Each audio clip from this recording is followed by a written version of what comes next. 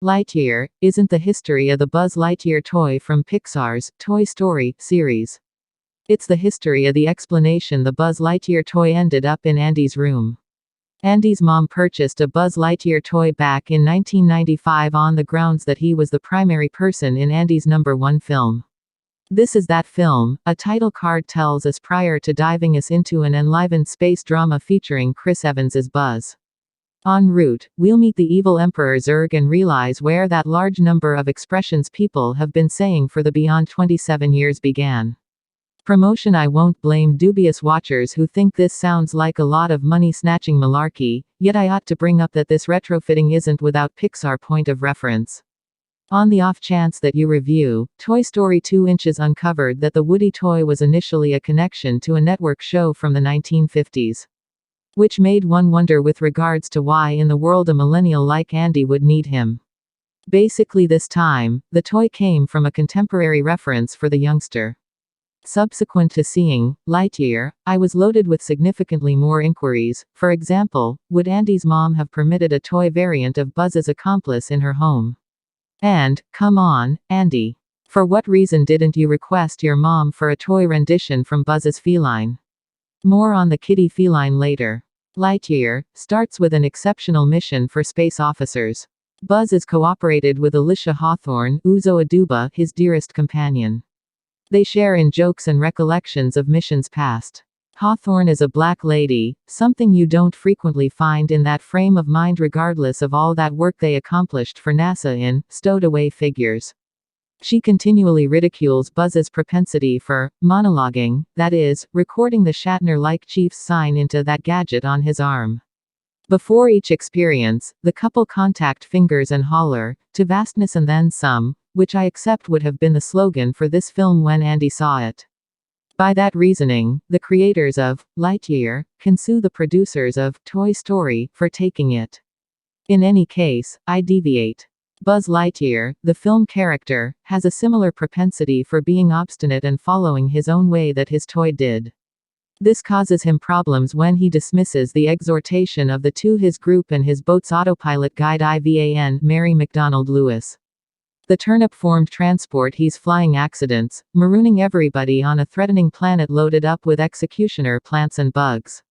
Responsibility-ridden, Buzz makes it his main goal to find an energy source that will assist them with accomplishing hyperspace and get off the planet. Add or something to that effect.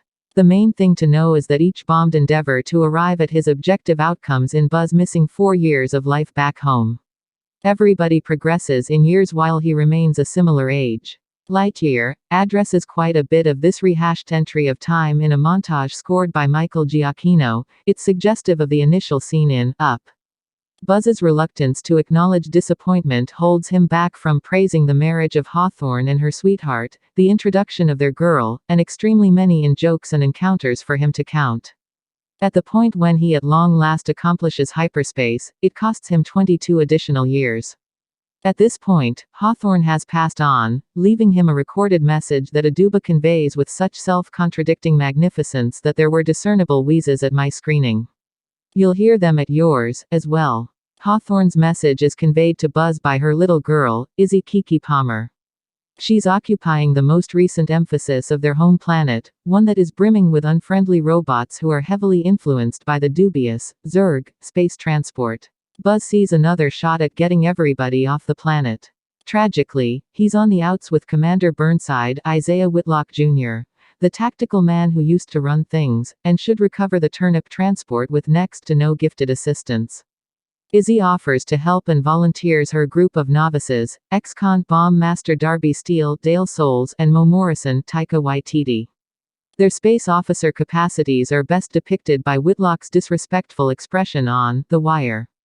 Morrison is so awful, and brings such a lot of hardship, that he figures out how to make the willful Buzz look sensible. Notice Chief Angus MacLean and his co-essayist, Jason Headley do a generally excellent work tenderly taunting the sort of room film that would have existed during the 1990s. They fill Lightyear with subtleties that make certain to rouse contentions on Twitter from the Toy Story unwavering. The film's visuals happily ransack from different motion pictures. I saw Return of the Jedi, Symbol, 2001, A Space Odyssey, and even The Last Starfighter, among the motivations. IVAN seems to be something Nintendo would have made. Each character fits flawlessly into the recognizable jobs the class indicates: flawed legends looking for recovery, newbies expecting to show what them can do, antiheroes with insider facts, etc. The score by Michael Giacchino is one of his best, a delicious parody of grandiloquent space film music that raises each scene it plays under. Obviously, every extraordinary legend needs an incredible companion.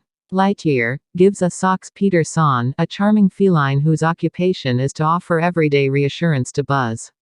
Sox talks in mitigating tones, kind of a cross between enormous hero Sixa, Baymax and HAL, and will murmur on the off chance that you scratch his stomach. He is extraordinarily great at estimations and at times makes a commotion that sounds like beep boop, beep boop, beep boop. Like any feline, Sox is loaded with shocks both funny and unfavorable. In the event that Pixar's arrangement was to make a person whose toy would take off the racks, they were fruitful. He has one scene in the film, you'll know it when you see it, that evoked perceptible wheezes of frenzy in the theater. I'm not a feline individual, but rather I was standing so hard for Sox that I needed to. You're taunting me, right? Regardless. To the extent that side projects go, Lightyear is loads of tomfoolery. The voice ability is first-rate, particularly Palmer and Evans. They have huge shoes to fill. Palmer needs to expand on the profound bond Aduba made, and Evans needs to give us a Buzz Lightyear that is sufficiently close to Tim Allen's portrayal to cause us to accept the film's toy tie-in. Son is entirely cat-like and Bill Hader lives it up with his little job as a newbie with a challenging to articulate last name. At the point when Zurg at last shows up, he's voiced with a disturbed merriment by Mr. Barbara Streisand himself, James Brolin. For hell's sake, in the event that his child can play Thanos, I surmise he can play Zurg.